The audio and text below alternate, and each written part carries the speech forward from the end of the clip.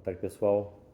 Passando aqui mais uma vez para deixar um pensamento com vocês. Eu acho que pensar é um grande investimento, não custa nada e pode lhe dar grandes retornos e vale a pena a gente ouvir o que os outros têm a dizer, pensar, refletir e tirar nossas próprias conclusões. Muitas vezes a nossa vida melhora por conta da gente aprender com os outros, ao invés de ter que uh, incidir nos erros por nós mesmos. Então, o que acontece? Assim, eu não me orgulho da minha trajetória, eu não sou pretensioso de dizer que eu conquistei tudo por minha conta, eu sou bem humilde nesse ponto. Eu acho que todos nós, na verdade, somos beneficiários da aleatoriedade do destino, da aleatoriedade da vida, e podemos até chamar de bênçãos, e recebemos duas grandes bênçãos. A primeira delas, a concepção, que é onde as nossas características físicas são definidas, a nossa inteligência é definida, muitas coisas através dos genes. No momento da concepção que isso acontece. A segunda delas, que eu acredito que é uma benção que acontece no gerúndio, que ela começa a acontecer no momento que você nasce e vai com você até o dia da sua morte. Ela está sempre acontecendo, que são as situações que vão se propiciar para você, são as pessoas que vão surgir na sua vida, são as oportunidades. E o terceiro fator, na verdade, não é uma aleatoriedade, é a sua autonomia, ou se você é cristão, se você é religioso, prefere chamar de livre-arbítrio, que é o teu poder, a tua capacidade de colocar junto essas duas bênçãos, ou essas aleatoriedades, essas benesses que você recebe da vida. No meu caso, assim, eu cresci no sul do Brasil, numa família bem pobre, uma família bem humilde. Nós vivíamos em uma casa improvisada nos fundos da casa do meu avô. Assim, as condições, na verdade, de vida, elas eram piores do que as de muitas favelas de hoje em dia. E num ambiente, no bairro, que era o bairro mais violento da cidade naquela época. Meu pai era um cara bem violento, ele bebia e se transformava, apesar de, assim, quando estava sóbrio, era um cara muito carinhoso, um cara muito inteligente. Na hora que ele bebia, ele mudava e a família inteira sofria com isso. A minha mãe foi uma vítima, inclusive, dessa doença do meu pai, que foi o alcoolismo. Ele começou a beber muito novo, com 9 anos de idade, e obviamente transferiu as consequências da doença dele para os filhos e para a esposa. De qualquer forma, assim, ele, apesar de toda essa violência e da gente ter vivido uma família disfuncional, ele foi um cara inteligente e nos colocou, todos nós, em boas escolas. Eu estudei numa das boas escolas da minha cidade, uma escola particular, na verdade, uma escola privada, que com uma bolsa de estudo paga pela cidade, ou seja, pela prefeitura. Se eu tirasse notas ruins, eu perdia essa bolsa. Então, assim, desde muito novo, apesar daquela situação difícil, eu enxerguei o meu papel, o que eu deveria fazer. Eu fui abençoado, como eu disse, pela minha genética. Eu acredito que eu tenho um bom físico, quase nunca adoeço. Eu acredito que eu nasci inteligente e, assim, coisas que eu não pedi, na verdade, e que foram colocadas para mim, por isso eu sou humilde. E eu, desde pequeno, eu reconheci, assim, para você ter ideia, assim, do nível que foi, assim, meus irmãos vão lembrar, meus amigos todos, a gente conheceu o banheiro quando a gente era grandinho. Antes dos 7 anos de idade, a gente tinha um buraco nos fundos do quintal com uma armação de madeira que a gente usava. Então você morria de nojo, porque aquele negócio era cheio de mosca. Imagina, você vai fazer cocô e a mosca pousando no seu bumbum. Horrível. Então, assim, são coisas que a gente passa na vida que a gente não quer que os filhos da gente passem, que a gente não quer que outras pessoas passem, mas que fazem parte de quem a gente é, faz parte da nossa história. Então, assim, eu reconheci desde muito cedo o meu papel e que eu deveria tentar mudar aquilo. Eu entendi que meu pai tinha as fraquezas dele, os limitadores dele, por conta da vida que ele tinha, de ter sido uma criança criada assim do campo, ter o problema do álcool. E eu assumi para mim como papel que eu tinha que mudar a vida, primeiro da minha mãe, para poder mudar da minha família. E eu tive muito foco, eu fui muito objetivo. Comecei a trabalhar muito, muito cedo, assim, fiz de tudo um pouco, até que aos 14 anos entrei como menor estagiário no Banco do Brasil. Na época era um emprego que pagava meio salário mínimo, mas eu juntei aquele dinheiro todo, o tempo inteiro, por um objetivo. Fora isso, assim, eu vendia muita coisa, assim, produtos que vinham do Porto, produtos que vinham do Uruguai, eu vendia na cidade para poder fazer dinheiro. Uh, Passe escolar do ônibus, eu lembro de pegar 60 passes que a gente tinha direito, pegava pela metade do preço porque era estudante, eu vendia por 75% do preço para quem não era estudante, para poder ter um pouquinho de sobra. Então, assim, foram muitas coisas que foram sendo feitas até que, aos meus 18 anos, eu consegui comprar em cash, em dinheiro, a casa que minha mãe vive até hoje. Foi muita determinação. Eu lembro, assim, meus irmãos, meus amigos que estiverem assistindo vão lembrar de eu ir para a porta de uma boate e não entrar para não gastar dinheiro, de eu ir para uma lanchonete e ver todo mundo comendo e não comer para não gastar o dinheiro, uh, de eu deixar de fazer os esportes que eu queria para não gastar o dinheiro, de eu fazer tudo em casa o tempo inteiro para não gastar o dinheiro, para poder chegar, né, atingir esse objetivo que era o de mudar a vida da minha mãe. Graças a Deus consegui fazer isso. Aos 18 anos saí de casa, fui para o Rio, passei 2 anos no Rio. Nesse tempo, sim, eu tive bem desviado do meu foco. Eu joguei fora o dinheiro que eu fiz nessa época. Eu, como um adolescente, 18, 19 anos, no Rio de Janeiro, sozinho, imagina, a vida foi realmente bem, muita farra e muita pouca produção. Porém, eu cansei dessa vida, não era para mim. E aos 20 anos eu decidi mudar para Recife. Foi quando eu comecei a estudar engenharia civil, passei no vestibular da Universidade Federal e comecei a estudar. Aos 25, eu pedi demissão do Banco do Brasil e foi quando eu vim para os Estados Unidos.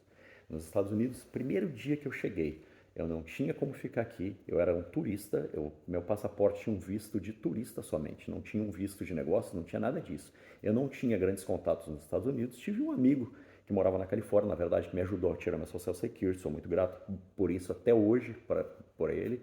Um, e no meu segundo dia que eu estava nos Estados Unidos foi o dia que eu abria. No meu primeiro dia, na verdade, foi o dia que eu fui para contador e para advogado, e no meu segundo dia foi o dia que eu abri minha empresa. Então, assim, eu consegui subempregos, fui trabalhar nos guetos de Miami, nos bairros mais pobres, limpando restaurante. Assim, eu não conseguia entender como o cara conseguia fazer cocô entre o sanitário e a divisória. E alguém, eu no caso, tinha que limpar aquilo. Rapaz, era horrível. Eu tinha que despejar os galões de lixo no dumpster no lado de fora, naquele lixão no lado de fora de noite. Então, lixo de restaurante, você sabe como é cheio de líquido. Então, quando virava aquilo, escorria aquele caldo pelo braço, eu falei, meu Deus do céu, o que é que eu estou fazendo aqui? E assim foi. Por 2 anos trabalhando nesse ritmo de noite, 1 ano e meio, quase 2 anos. E durante o dia tocando business para frente, tentando fazer vendas na época de informática para o Brasil. Então, comecei com campanhas de e-mail, assim, e-mail na época, em 95, só o pessoal de universidade que tinha. Eu fui trabalhando, desenvolvendo, criando cliente, criando outro. E aos 30 anos de idade, eu estava vendendo milhões, milhões. A empresa cresceu como nunca, foi uma coisa de louco. E eu estava vivendo nos condomínios mais caros de Miami e tudo foi dando certo. Uh, Obviamente, assim, a vida tem altos e baixos. Aquele sinalzinho do pip, pip, pip, pip, quando a gente está no hospital, é bem a nossa vida. Se você só está vivo, se tiver alto, se tiver baixo, se tiver flat, se tiver uma linha reta, você morreu. Então, assim, a vida tem altos e baixos. E esse dinheiro que eu ganhei na época, eu perdi depois com divórcio, com algumas coisas erradas que eu fiz, financiando clientes que eu não deveria financiar. Enfim, foi todo um aprendizado. Mas continuei persistindo. Uh, Me tornei um importador de cosméticos, na verdade, do Brasil para os Estados Unidos. Um dia eu vou lhes contar essa história. Depois abri novamente um escritório para distribuição de produtos de TI na China. Comecei a produzir algumas coisas para clientes do Brasil. Foi muito interessante. Projetos muito grandes, de verdade, assim, vendendo milhões novamente. Então, tinha um escritório em Hong Kong, tinha um escritório em Miami e logo em seguida vim para Houston. Em Houston, comecei trabalhando com válvulas no setor de petróleo, exportando também para o Brasil. Foi um negócio assim com a vida muito curta, porque eu não queria botar dinheiro no meu bolso e esperar 60, 90 dias para receber, que é como acontece nesse mercado. E em 2016 eu acabei mudando para o setor de real estate, para o setor de imóveis. E me sai muito bem, graças a Deus. Eu fiz antes disso alguns flips, comprei propriedades, remodelei e vendi na Flórida, mas eu não tinha ainda essa experiência como agente imobiliário, e foi muito bom, muito gratificante, e nos últimos anos, assim, tem sido um completo sucesso. Nos 2 últimos anos eu vendi mais de 90 casas e a minha meta para o ano que vem são pelo menos 100 casas. Eu estou crescendo meu time, as pessoas que trabalham comigo são todas felizes, todos os meus clientes desde 95, desde quando eu cheguei aqui nos Estados Unidos, todos são meus amigos, todos os meus fornecedores são meus amigos. Sim, sempre agimos de maneira responsável com o outro, sempre cobrimos um ao outro, sempre estivemos presentes e sempre dissemos a verdade. E dessa forma, até hoje, as coisas estão fluindo e os negócios estão crescendo. Então, por que eu estou deixando esse pensamento aqui com vocês? A aleatoriedade da vida ela é tudo. Você nasceu de 700, 600 milhões de espermatozoides, você foi contemplado. Você já tem uma grande vantagem em cima de muita gente que não chegou nesse mundo. Se você chegou aqui, você tem saúde, você está me ouvindo, você tem capacidade de pegar um celular, de olhar, de aprender, você tem tudo para ser bem sucedido. Todas as oportunidades, todas as pessoas que devem estar na tua vida, elas estão, estiveram ou estarão. Cabe a você julgar, analisar, usar a sua inteligência e colocar junto o seu potencial com essas oportunidades, com essas pessoas que estão surgindo na sua vida, com essas situações que estão se proporcionando, propiciando para você, ok? Então, o que eu quero dizer para vocês? Se eu conseguir, você também consegue. Sim, você não precisa ser filho de milionário. Eu fui bem pobre, assim, os conflitos que eu tive na minha infância, assim, a maioria das pessoas não tem, não passa por isso. Eu estudava numa escola boa, se sumisse uma caneta, sumisse um grampeador, era o José do bairro pobre que roubou. Estudar, e porque eu morava num bairro pobre, estudava numa escola boa, era um menino, era o CDF da turma, tem que levar cascudo. Então eu aprendi a me virar, aprendi a me defender de uma maneira que muita gente não precisa.